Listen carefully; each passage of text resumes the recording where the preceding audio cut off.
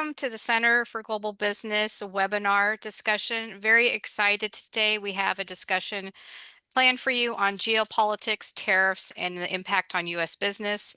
Before I jump into my conversation with my colleague, Dilawar, I wanted to actually tell you a little bit more about our speaker because I think he's such a phenomenal colleague and friend of ours here at McCombs and LBJ School.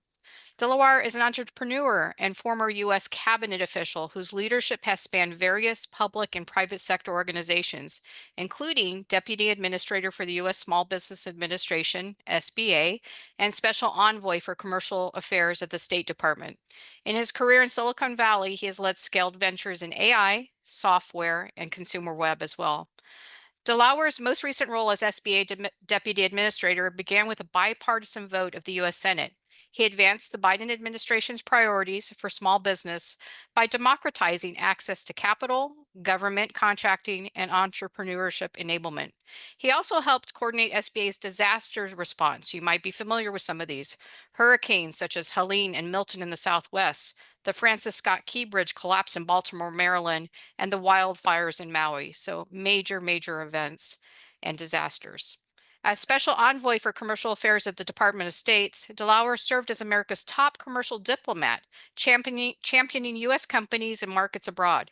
He mobilized private sector support for Ukraine after Russia's invasion, advocated for strategic deals in advanced tech, energy, aviation, and defense, and also negotiated market access in his 24 bilateral engagements across the globe. Hats off, that's a huge accomplishment. Dilawar has previously served as CEO of Lumiata, an AI healthcare company, and as president of Freshworks as well, where he founded the software company's North America business, an IPO in 2021. Earlier, he held product leadership roles at Yahoo and Cybel Systems as well.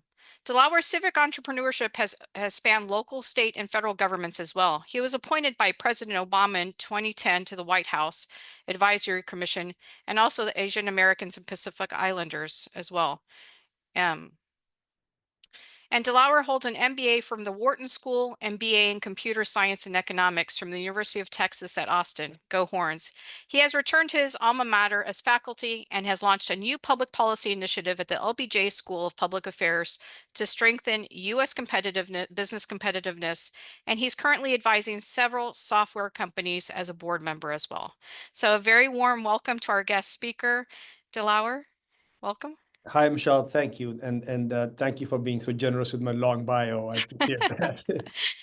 Well, it's very impressive, and I don't think, I hope today with our trade talk, people will understand kind of the depth and scope of everything you've accomplished. Want to thank you for being our special guest here. We're, of course, very excited to have you as Macomb faculty member and LBJ faculty as well. And today I just wanted to have a frank conversation, an informal conversation with you. We are going to have some questions for Dilawar, and then we'll open it up for some I will have some questions for him first, and then we'll open it up to Q&A for you, for our students and our guests and our faculty. And I also want to thank our guests for joining us. These webinars are very crucial part and for our McCombs School here to grow. So based on your extensive experience as a former SBA administrator and also an entrepreneur, you wear two hats, how do you feel businesses are managing in this volatile business environment, both with fluctuating tariffs and also the strain on country partnerships? So my perspective is obviously both, as you mentioned, as someone who actually ran businesses, started companies, but also I had the privilege to serve the country and represent the private sector globally, but also the SBA. We serve other businesses, especially small businesses. And I'm going to lean in more towards the small and medium-sized businesses because that's where I've spent a lot of time. Obviously, this administration has had economic policy, especially tariffs, as really a mainstay of its economic policy focus. Just to ground ourselves with some facts, 97% of small businesses import in this country. So think of your restaurant, think of your mid-sized manufacturer, even a startup. They are importing 97%. Almost all of them are importing a service or a good, and then they either reproduce it or use ingredients and package and resell in the local market. 2/3 of all exporters are small businesses. So when we look at the tariffs, which is obviously one key policy for this administration, it is a policy that actually is a small business challenge. We often talk about big companies. We have in the news Apple, that is shifting its supply chain or is attempting to ship by moving production of iPhones from China to India. But we don't often talk about the majority of businesses, millions of them, 35 million of small businesses, there. So I just want to make sure that folks understand that these policies affect the entire breadth of businesses. I was recently talking to a business owner of an ethnic food store. She imports foods from Central America, and then she has a store here, and she's been in business for almost a decade. And she told me that she recently got a bill from CBP, which is a federal agency. It's called Custom Border Patrol Agency, CBP, a bill for $19,500. She's a small business. And she said, I don't have $19,000 of duties to pay. And that for me was very illustrative to see that these are not duties that other countries are paying. These are duties that business owners are paying in this country. And she said, look, first of all, I cannot pass the cost of this to my consumers because I know we have many business students here. Sometimes a lot of demands is inelastic. They're not going to pay more than $5 for a certain sauce. However, even if I wanted to, I have to give supermarkets a 90-day notice to affect any price change. So when you think of this, of how things are structured in the economy, these policies, we have to realize how they impact businesses. And she said, look, my only choice is to either lay off workers or to shut down business because there's no way I can afford to pay this. And again, these are kind of stories that I hear from a lot of the businesses that are on the smaller end of the side. Construction firms, mid-sized construction firms. I was talking to one of the firms, and they use Canadian lumber for home projects. The small construction firm, they contract about 4 homes per year, and they had done deals with customers for custom homes. But when the Canadian lumber got tariffed, when the president took over, the prices went up. And when they tried to raise price, customers walked away and said, look, we are not going to pay this much higher amount than what we had contracted. And the entire firm shut down. So today, we saw the Federal Reserve, do a first rate cut of the year 2025. And one of the main reasons for the rate cut is not because inflation is under control. It hasn't entirely been fully wrestled with. In fact, there are signs that in some areas it is coming back because some of these price increases are making its way through. Some of the tariffs are making its way through price increases. But one of the main reasons that they have cut the rate is because of unemployment rearing its head again. We see that amongst young workers, entry-level jobs, college graduates who are entering the market, unemployment rate is the highest in almost a decade. We haven't seen that in a very long time. It's almost like another generation. And amongst certain groups, minority groups, unemployment is much higher than what you see in the broader market. Amongst Black men, it's 7.5%. And some of this is a result of the fact that we are seeing these tariffs affect businesses' ability to retain workers. In some cases, we've seen, for example, DOGE cuts, federal government cuts, disproportionately affected some minority communities that are a big source of employees. So anyways, so these policies are, look, there is clearly a rationale on part of the administration to make sure we have a fairer trade. There's no doubt that some countries, especially China, has been not fair in trade practices, and we have to make sure that we negotiate better. But the way we have done this, I think they have been a little bit abrupt, and many businesses are facing the heat of it and not being able to adjust. So if I'm today planning for 2026 as a CEO, I don't even know how to think about planning. I need certainty, I need stability of policy to be able to plan the business in this new environment. Fantastic. And I think you brought up some good points on the fact that it does a timing issue as well. I think a lot of times the general public, of course, now understanding, I remember when trade wasn't so cool, people don't know what tariffs were or other things. Now it's in the press every day, for better or worse. We're in the news every day. But I also think it's important to point out that likely the companies you're talking to are established companies and they're not, they're not startups from this year, and they're having to adjust very quickly on the fly or make those difficult decisions to shut down as well. I was wondering also if you could expand a little bit on the strain on the country relationships. In particular, Mexico and Canada, our two largest trading partners, and what effect that has on it when an administration sort of puts pressure on them as far as the relationship, both the current relationship and a future relationship. Do they look elsewhere for trade? That's a good question. Especially in Texas, our economy is heavily dependent and is intertwined with Mexico, with even a larger share of firms that trade with Mexico. Look, I mean, having been a diplomat myself and negotiated 100 bilateral negotiations, 24 countries, we're always negotiating. That's what we do, and we have to get the best deal possible for American workers and American public. But also, you want to make sure that the world can believe us. America has had this great image for most of its history that it is a fair arbiter. It keeps its words. If we negotiate something, we're going to honor our agreements.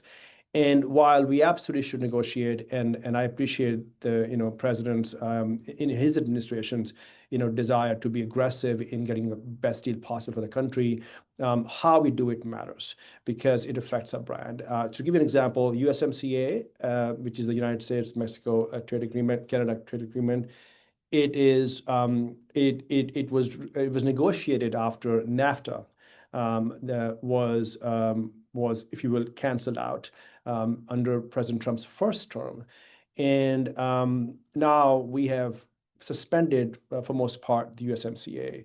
And so these countries, Mexico in this case, doesn't know then, well, in your previous administration, you actually negotiated this. Where do we go from here? And we're having this very on and off conversations. So I think it does affect our ability to work with countries. Unfortunately, they lose confidence in our ability to have thoughtful dialogue and then agree with these terms so they can move on and businesses can actually go and either trade and or they have a collaborative environment. So it does affect relationships, and it's not just obviously Canada and Mexico. They're obviously close neighbor, they're allies, but in case of Europe, the Middle East, South Asia as well, there are issues. Brazil has been one major example where 50% tariffs, in some cases have been imposed without a lot of discussion. So I think one of the things and we have a lot of folks who I know one day will be leaders in international business, is that you have to build credibility. You have to build trust with your partners, either in business or in the world of policy. And we as a country did this over centuries. In fact, I was recently listening to someone, and it was a great reminder by that gentleman that the World Trade Agreement, or WTO, that was set up, the movement to set up the World Trade Organization started uh, from President Roosevelt's time, 90 years ago.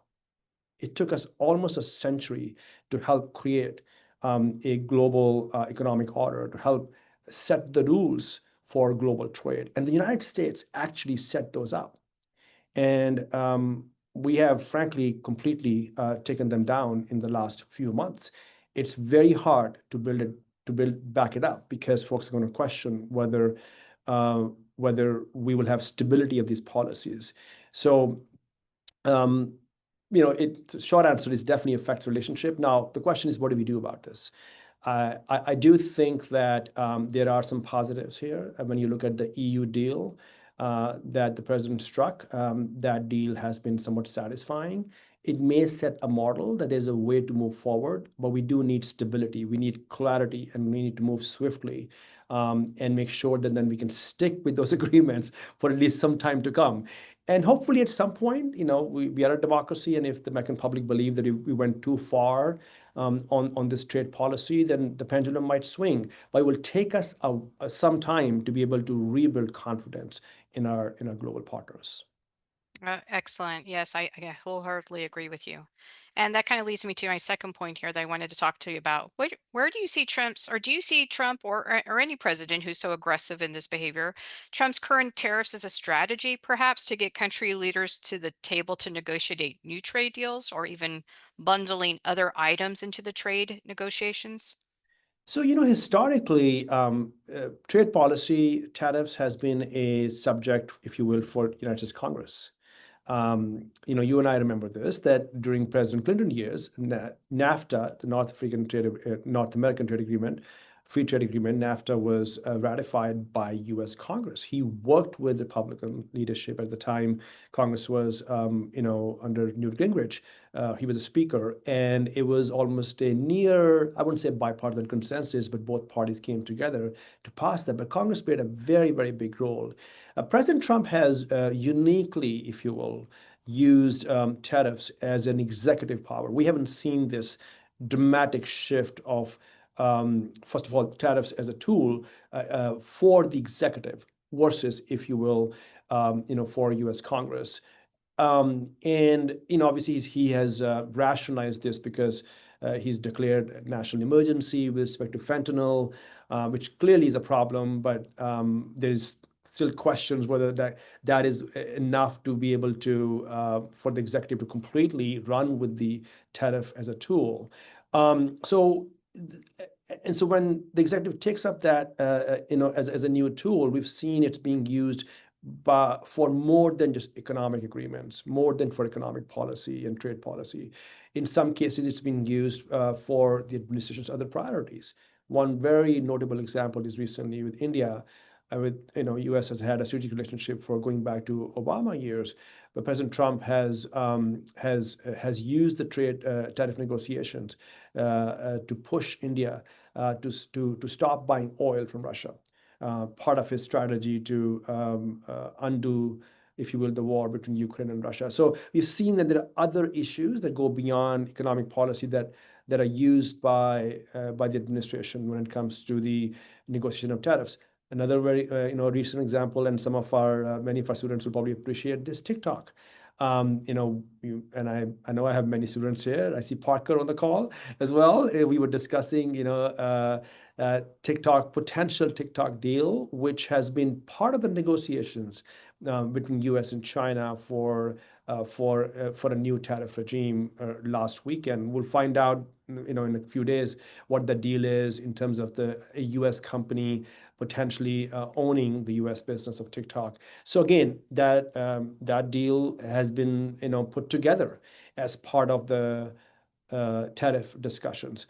So again, it's an interesting tool that the president has used to both dictate economic policy around the world, but also to negotiate other issues that are important to him.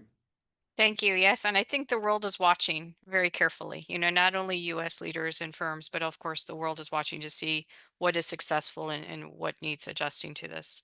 I also think, Delaware, you have a very interesting background as a former international student and highest ranking Muslim American official in the Biden administration. I was hoping you could talk a little bit about your values and support system that help you climb to the level of government.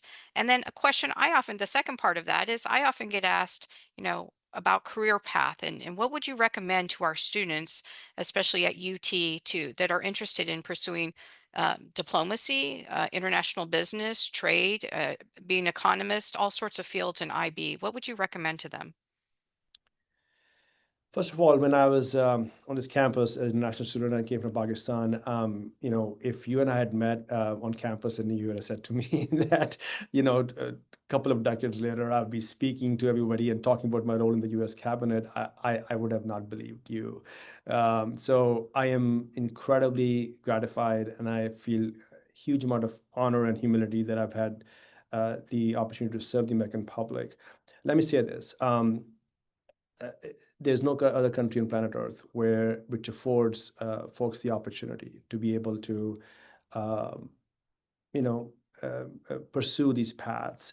And this is a unique advantage the United States of America has, that we could welcome folks of any background from any parts of the world and we embrace them. And we are a nation of immigrants. And I will actually even venture to say this, that our competitiveness in the world is directly tied to our ability to retain this character of being welcoming and open to the world. You look at stats on the economic side of things. I know Bay Area, where I spent most of my professional life, more than half of all startups have one co-founder who was born outside the United States. Majority of Fortune 500 CEOs in this country are immigrants or children of immigrants. And by the way, immigrants of all backgrounds.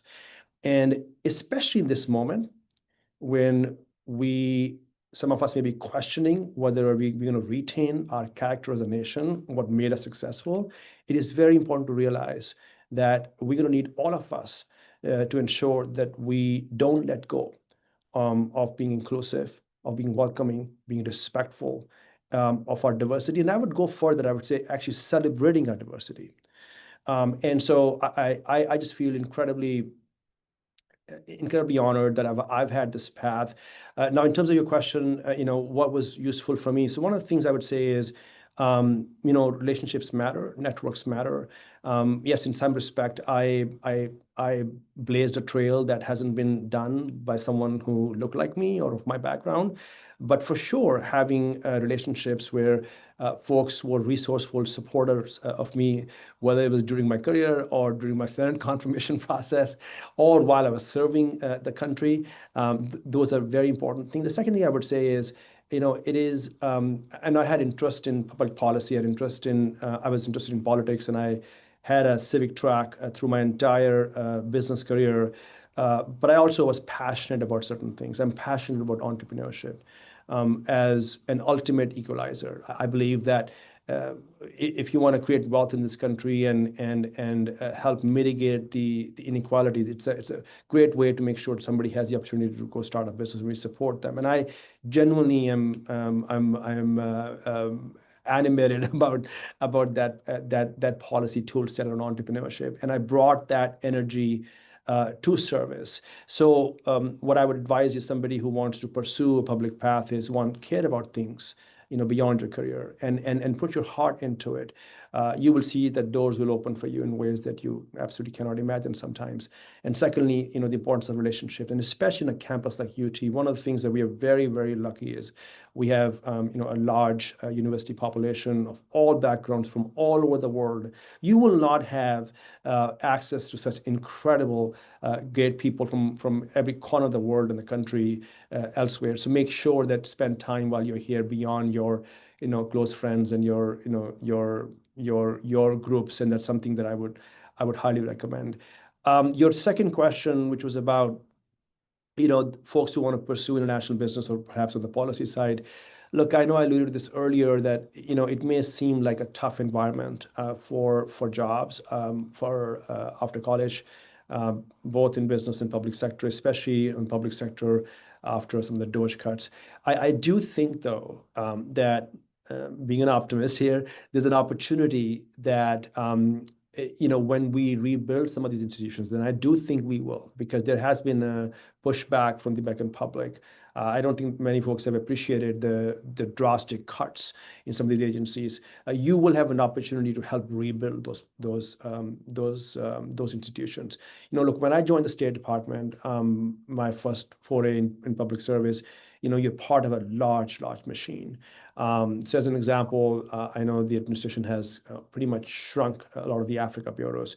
If future administration were to rebuild that, you have an opportunity to be part of that. So I do think there's an opportunity for us to look at things in a way where, how do you reimagine a more effective parts of government? So I would not please give up on your pursuit for serving the public. I think it'll be a great loss if somehow the current affairs discourage the future generations to pursue this path. We need you. We need your talents. Having served in government, I felt that we work very hard to attract talented people there. So I certainly hope that you won't give up on it. In terms of international business, similar trend there. I would say most businesses are global today. So no matter who you work for, chances are that either they're dependent on an international market or they are building products that will be global. Many companies will have an AI component to it. AI and tech is global by its very definition. So, those of you who are in this program in IB, you are very, very lucky to have this perspective. And I'm sure a lot of the learning that's taking place will help you as you pursue those careers. Fantastic. Thank you so much for sharing that and that personal perspective as well. I'm going to get back to you as a UT student in a little bit on that. For now, I was wondering if you could go a little bit deeper into your experiences and your work at both the SBA and State Department. What I mean by that is we can read the bio, we can see all these great accomplishments, but maybe give us some concrete examples of key experiences you had that not only helped you within the government and as a diplomat, but also now as a private sector, your work for entrepreneurship and other things you've started. I was wondering if you could give us an insider view into that world. Absolutely happy to do it, Michelle. SBA Small Business Administration is one of the 18 cabinet level agencies that report directly to the president. That agency is responsible for small businesses in this country. There are 35 million small businesses, and I was running that agency as part of leadership. I'll share with you a couple of stories which hopefully will illustrate my work and where I was focused on. So one of the key products of SBA is access to finance and capital. It actually, through banks, funds small businesses who need loans. I was very focused on making more small business financing available to minority businesses. You know, one of the things that I found in my career that, especially when it comes to Black businesses, we have, as a country, not done a good job in making resources available. Many of these entrepreneurs have faced systemic barriers. They don't have the credit history, or they haven't had the training and mentorship to be able to even walk into a bank and get a loan. And I'll give you a couple of stats that you may find shocking. Most of my travel, by the way, when I was at SBA, I disproportionately spent time in the South and in rural parts of the country. And during my trip to Indiana, which has about 500,000 businesses, there were only 14,000 firms that were owned by African American business owners. Like the number of, or the proportion of Black-owned businesses was dramatically lower than the share of population. And time and again, I would hear the stories. It's because we don't have access to capital. We cannot get a small loan. When we go to the bank, we get rejected for credit because I don't have a credit history. Or perhaps in some cases, there is discrimination. So we made reforms in certain products to make sure that loans could be made more available to women and veterans and minority entrepreneurs. And one of the reforms we did was, encourage banks to make smaller loans available, a loan like $20,000 or $30,000. A lot of times the banks they would rather just make a large loan, $500,000, because it's more profitable for them. And by simplifying the process for applying for a small SBA loan, we encouraged more smaller loans being made available. The result in the last year of our administration, small loans under $50,000 increased by 40%. So the learning for me was, and this is something that I hope will inspire some of you to pursue public policy, that when you work on a public product, and it's painstaking work, it takes rules making, it takes effort and time and energy to work with Congress and the White House and your civil servant colleagues. The impact of that is on millions and millions of people in the country. I can't think of another career where you work on a product or a service and that will affect so many users. But if you go build a startup, it takes you many years before you get to that level. But in government, whether it's state or local or federal, you have an opportunity to fine-tune services that can really impact lives of so many people. Second example of my work is around disaster. You mentioned this, Michelle, in your introduction of mine. Many people may not know SBA is one of disaster response agencies. So whenever there is a hurricane and there's a declaration for a disaster, or we had tragic floods in Central Texas, SBA is deployed alongside FEMA to help with financial assistance. So if you're a homeowner and your home is destroyed and you're eligible, SBA will actually help you. SBA will actually make the loan available to you directly. If you're a small business owner, SBA makes those loans available. I was traveling just around this time last year. We were still in the administration when hurricanes hit in Florida and in southern Georgia and western North Carolina. I'll tell you, I have never seen the kind of trauma that I saw in disaster zones. Meeting these elderly women who would tell me that they saw their friends drowning in front of them. They never thought in Western North Carolina, which is uphill country, it's mountain country, that there would be a hurricane there. I mean, that's what extreme climate is doing. People still hadn't found the dead. And these folks lost every single thing they owned.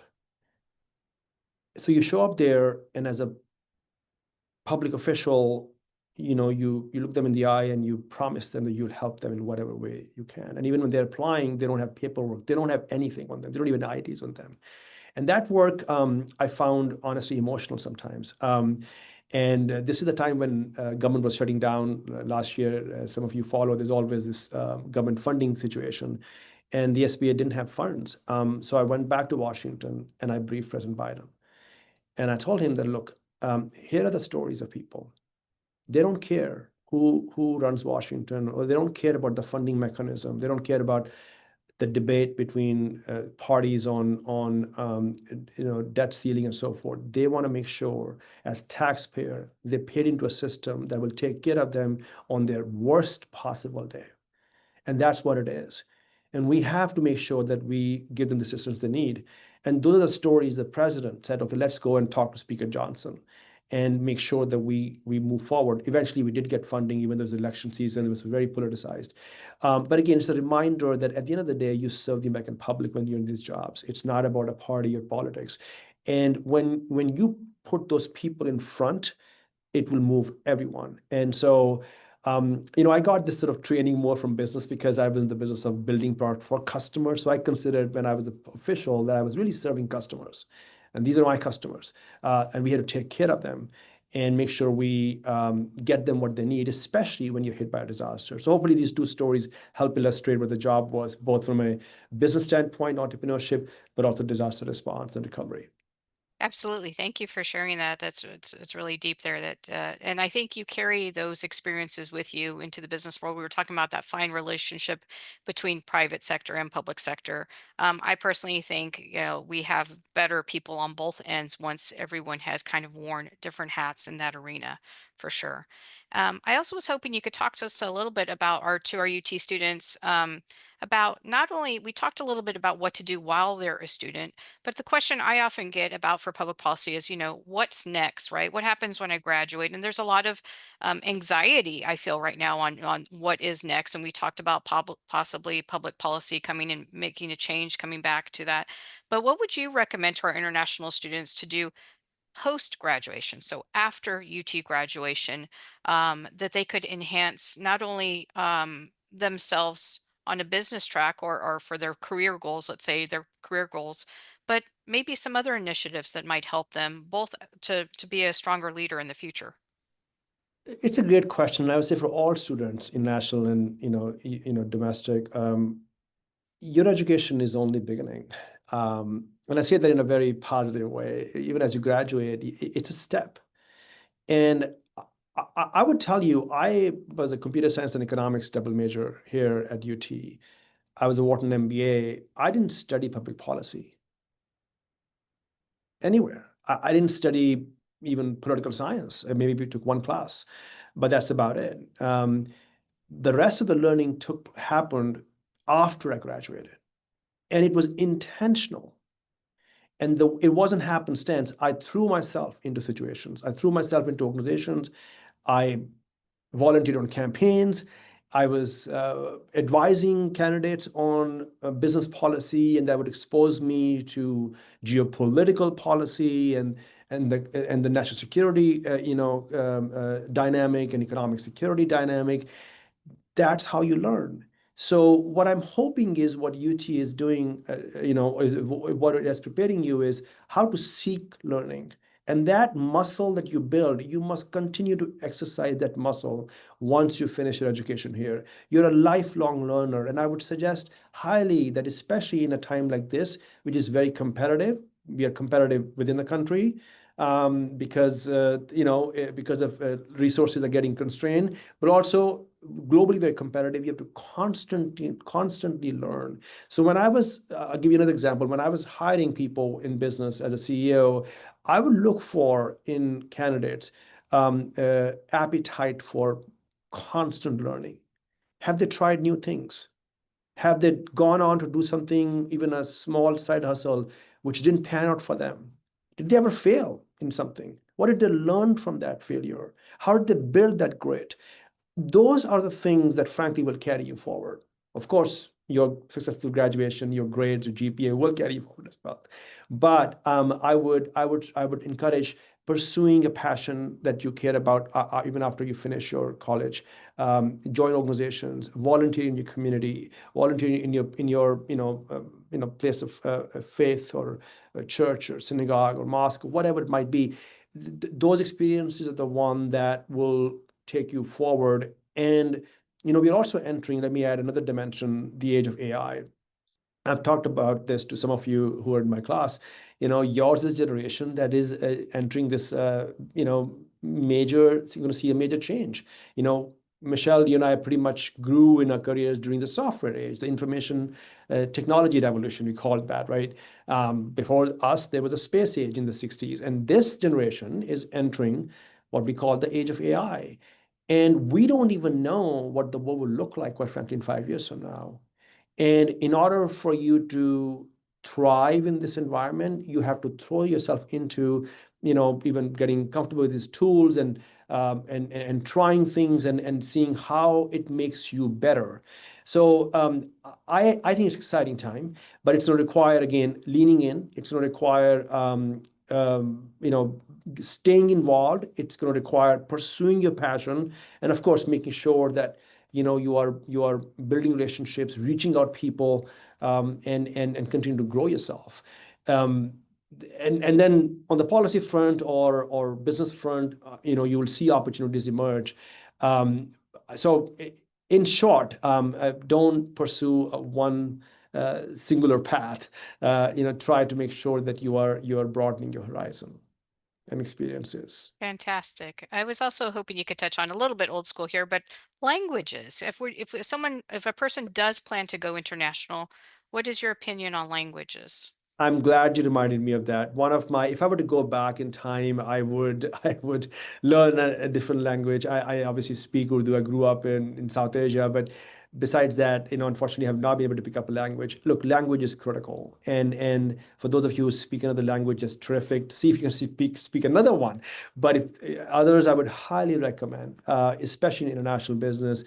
That's how you build comfort when you speak with someone in their language. So as a diplomat, when I traveled South Asia, and I did in-language press, and I spoke to the people in their language, it was an instant trust, and a sign of respect. And it creates for an amazing opportunity for you to negotiate even some of the toughest things. So and that's true in business. It's true in public policy. And so, anyways, I would highly recommend that if you get a chance, please do, and then continue to speak. I know sometimes in structured environments there are languages, but then you have to keep up with it. But you'll find, obviously, communities where you can be conversant in the U.S. as well. Excellent. And then just piggybacking off of that, when our generation, as you mentioned, or our era, was very focused on Asia, right? That was our complete focus, and of course, Asia is still very important in our IB world. Where would you say the focus is in the next 15, 20 years? Do you think it's still Asia, or do you have other perspectives on that? Indonesia is obviously the largest continent, and it's will be a huge part. And in some respect, we've had interesting dynamic with competition with China. But I would say for this future leaders that I'm seeing here, um, Africa is a place that you have to put front and center. 25%, if I'm not mistaken, of the entire world's population will be in Africa in about in the next decade. Um, it's whether you are in a consumer product business or you're in policy world, you have to be able to engage Africa. And by the way, Africa is not a monolith. And that's one of the mistakes we make sometimes in the United States. We think of continents as somehow it's all one people. I had the privilege to travel to Africa as a diplomat, and there are parts of Africa you go that are unique from the rest of Western Africa. Even within Western Africa, there are differences, and it has unique challenges and has a unique set of opportunities that I don't see anywhere. And one story, if I may share, and folks find that often fascinating. I spent some time in Gabon, which is in Western Africa, and I met a number of women entrepreneurs who were starting a business in food packaging. They were fresh pressed juices, and I said, "Wow, I love your bottles." And they said, "You understand? We actually don't have a bottling plant in Gabon. We book slots next door in another country, Senegal." In the entire country, by the way, Gabon is a middle income country. It has a lot of oil wealth. There is no bottling plant. So there were a lot of folks here that were going into the chocolate business. The packaging for chocolate was coming from France. There's no paper factory in Africa.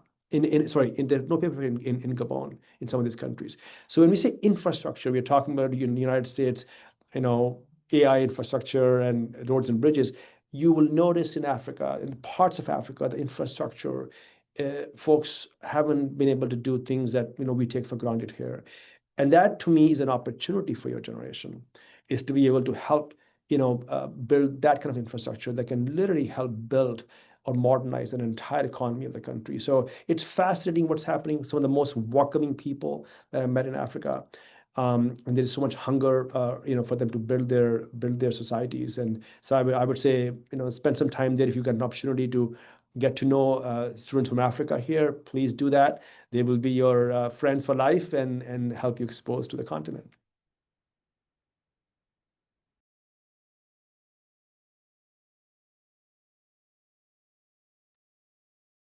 Oops, sorry. I forgot I was unmuted.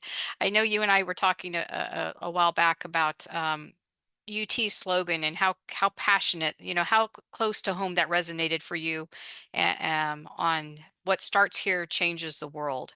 And so I know you talked a little bit on advice for students going forward, but can you add any other nuggets of wisdom with your vast experience in diplomacy and, of course, entrepreneurship and small business ownership on that slogan on what starts here changes the world, and for students not only to focus on right now, but of course after they graduate? And before you answer that, I just want to say in a few minutes I'll be taking questions. So if you can please post your questions, we'll be trying to cover as many as we can. So what's your opinion on the what starts here changes the world slogan? So, I when we did the transition to the Trump administration, I actually drove to Austin. I wanted to clear my head, and after intense years of service, and I remember when I entered Austin city limits, and it was pretty late at night that I arrived, and I wanted to take a stroll on campus, and I saw what changes the world, what started changes the world, and it just hit me. Again, we talked about this earlier, that I could have never imagined that I would have the privilege to serve. But that learning, the skills that I built, the grit that I built, it all happened here on this campus. And I really, really want each one of you to believe that you absolutely, if you put your heart on something, you can absolutely achieve those. Will it be a straight line? Absolutely not. It never is. But don't ever give up. And in fact, the world we're entering, there are some exciting opportunities. You also have tools that, frankly, again, we didn't have access to. So one, despite some of the challenges in the economy, or let's say, the cuts you see in federal government, I do believe you have an opportunity to pursue a career as long as you stay committed to that path and are very creative in how you engage through alumni, through other folks, even folks like myself. Just so that's my advice. And again, those skills that you build here will be handed to you. I was sharing with you another story, Michelle, earlier in my work at the State Department, which I didn't mention, but I spent some time in the State Department, a year and a half, and I was commercial diplomacy.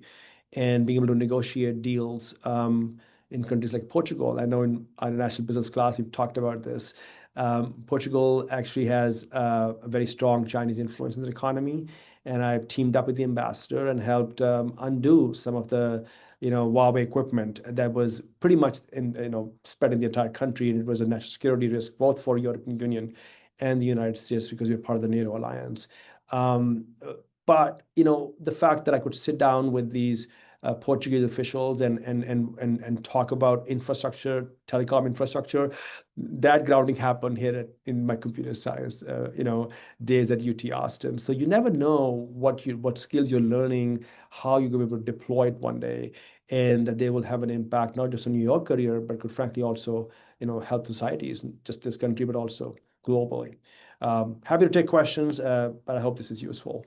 Absolutely fantastic. And I really wanted to end on that note because it really resonated with me on you being such a change maker for our community. Thank you.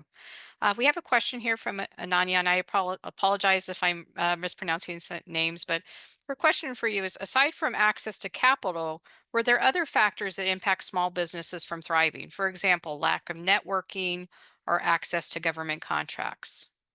Oh, absolutely. And I think this is a great question.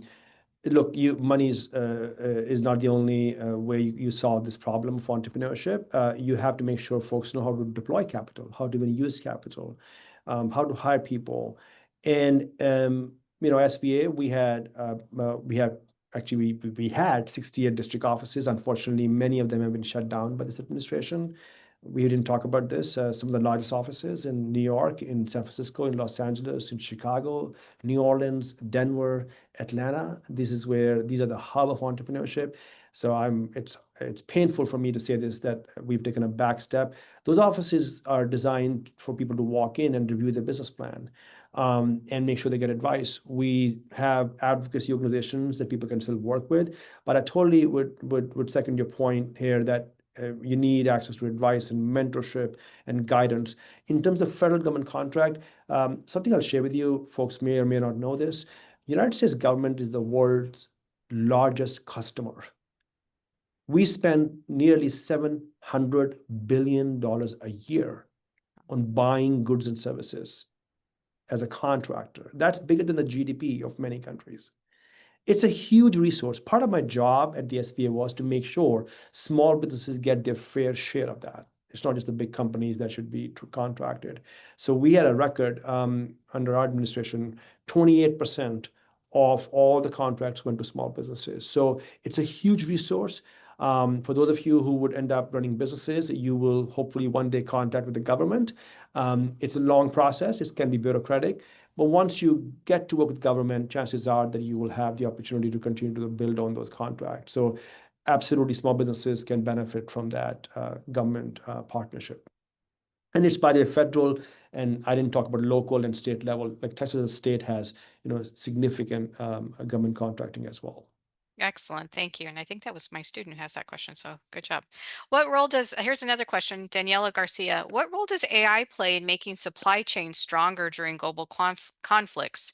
And do you think that the US could fall behind when it comes to AI compared to other countries, for example, China, in AI innovation? Daniela, good question. We've been spending a lot of time in my both my classes at LBG and McCombs talking about China and AI. Absolutely. Look, this is one age that I don't think we are certain we're going to win. And I want to say this without making anyone feel bad, but it's a reality, and that means that we have to strive to win. It's because it's not just access to infrastructure and data centers. We also need talent. We need to make sure there's enough AI engineers, that there are enough machine learning engineers, that there are data sets that we can build on. So it's a race, and the consequence of who gets to if you will, emerge as a leader in AI are huge.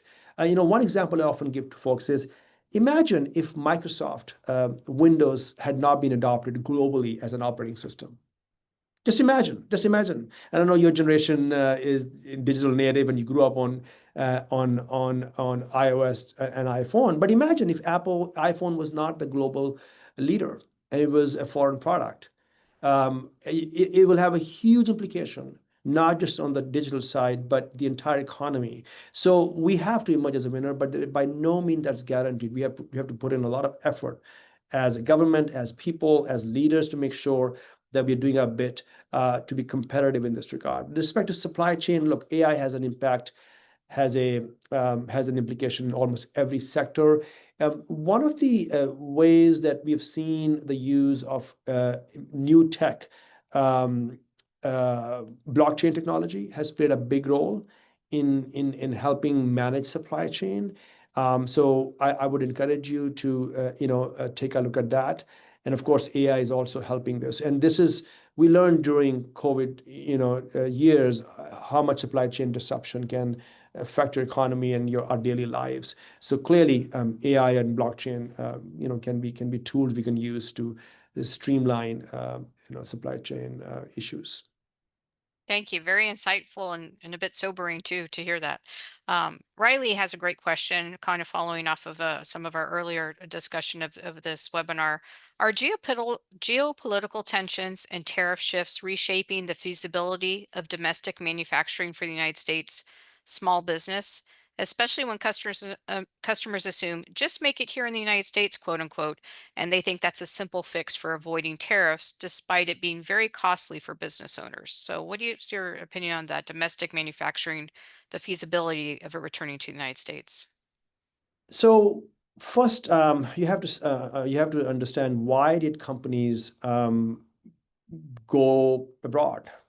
A lot of times it is the cost of building products.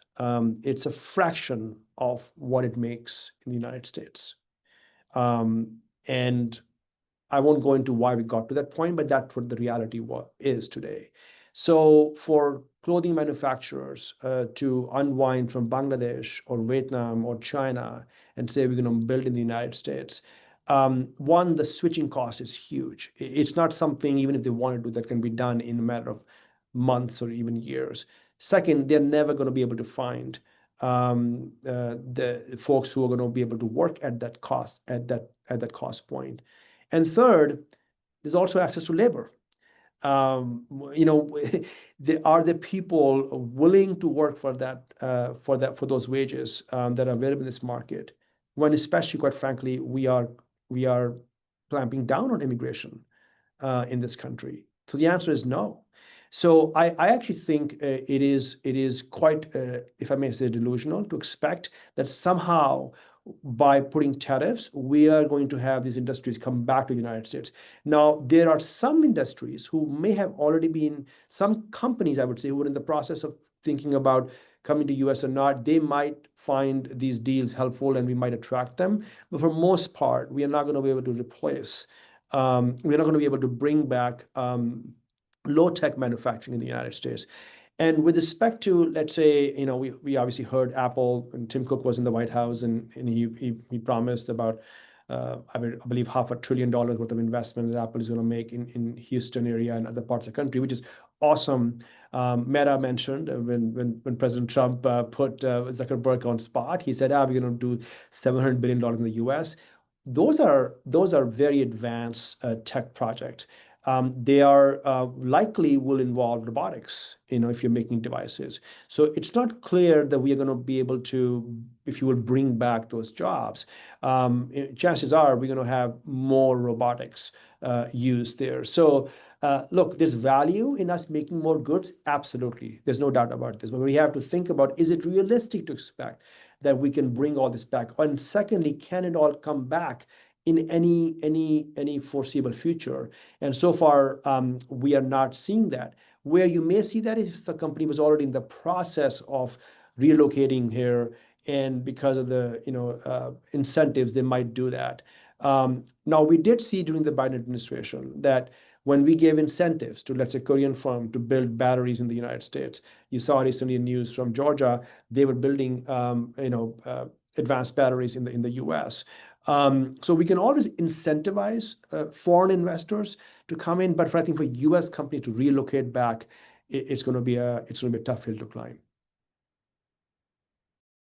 Excellent. Thank you very much. We did have a culture question. Yes, I think this is really important to talk about. I see some other, and I mean, really, I'm trying to pick a variety here. So, thank you for everyone putting your questions in.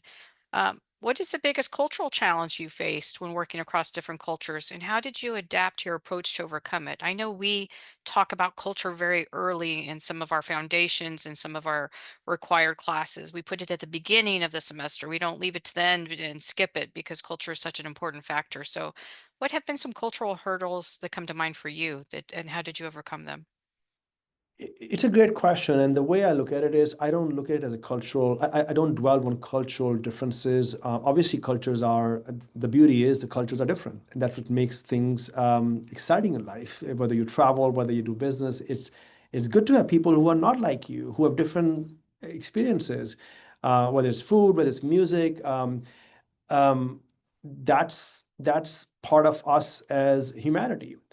But when you're working together, whether it's in business or in government or you're negotiating, the way I approached those differences was one, how do I find a value system where we can actually relate to each other?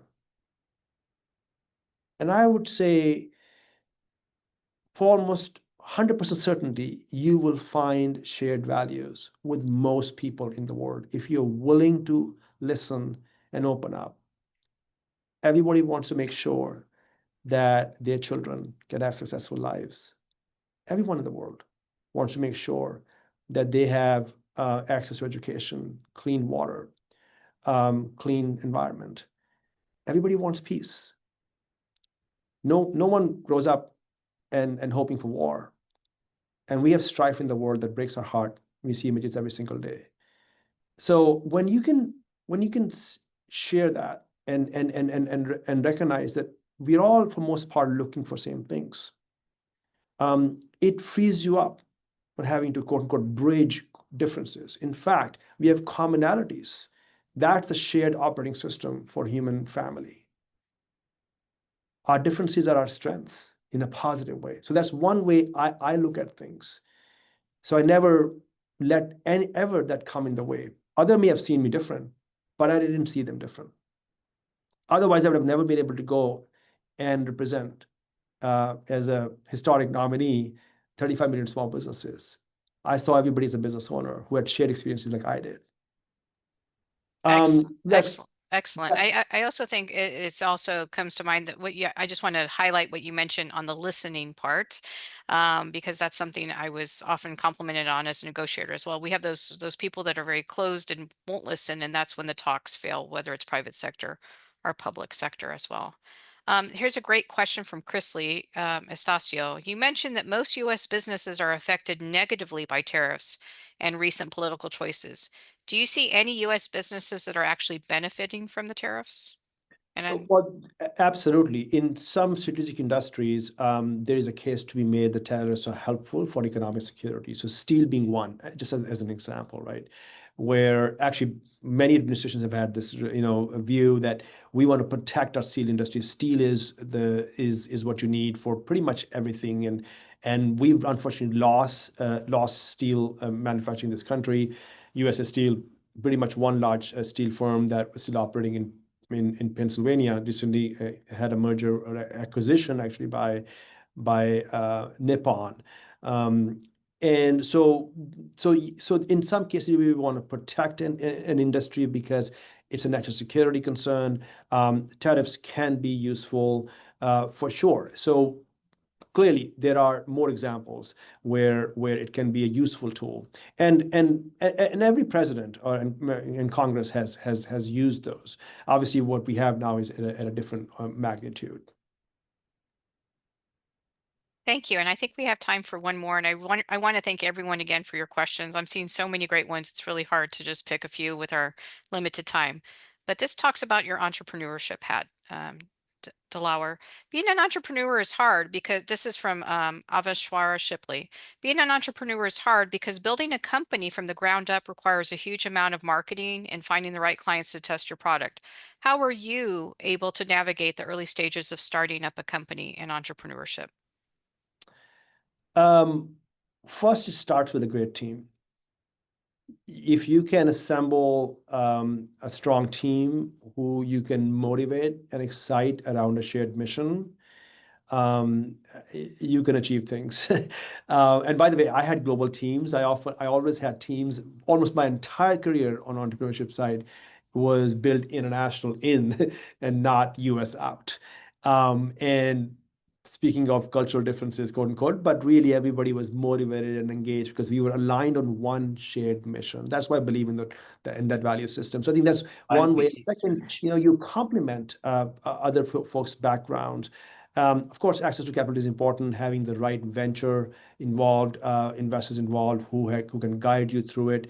And third, I would say relationships. You know, folks who can help you plug some of the gaps you have in terms of go to market or even connections in the marketplace. So it's a much longer conversation than I can do in 1 minute, but I think it all starts with the team. It always starts with the people. You can have great ideas, but if you can't execute them with a good team, you won't be able to, go far. So I was privileged, and when we succeeded, it was because we had an amazing team. Excellent. And last question, Araf Das has a great way to end our talk today. Do you think globalization will slow down for the future, or would it continue to grow, considering everything that's happening in the world? Oh, yeah, that's the last question, the tough one. Um, uh, Look, I mean, we clearly are going through an inflection point, but I do think the world is far too connected today and far too interdependent than we've ever been in human history because of travel, because of our digital experiences shared. We all see the same video every day, pretty much around the world. I can't see how that unwinds. So I will say, I will end on this, that you, as a next generation of leaders, have an opportunity to learn from these experiments that we're doing right now, where we sometimes there's a bit of a chaos on where we go. Clearly, you want to make sure that the US has a level playing field for us to not be taken advantage of by any of our partners. But we are in a better place in the world if we can engage, if we can do business together, if we can form teams, if we can create value that benefit all our societies. And I, in that respect, do not believe that globalization will necessarily be reversed. Clearly, in some cases where we have not helped our communities, that has come out as a reaction. We need to take care of that and make sure everyone benefits, when we are building these global products and enterprises. Excellent. Well, Dilawar, it has been a pleasure to talk to you today. We are so, again, grateful, and I feel very fortunate to have you both at McCombs and LBJ School. Want to thank the students. I want to thank faculty who joined us and also other esteemed guests. I hope we can do this again very soon. Of course, we have a lot of material since the world is changing on a weekly basis. So thank you very much, everyone, for your time. And please continue to check the Center for Global Business website. Center for Global Business, thank you very much for hosting us, and I hope you guys will join us for some future webinars. Thank you very much. Have a great evening. Thank you. Good night.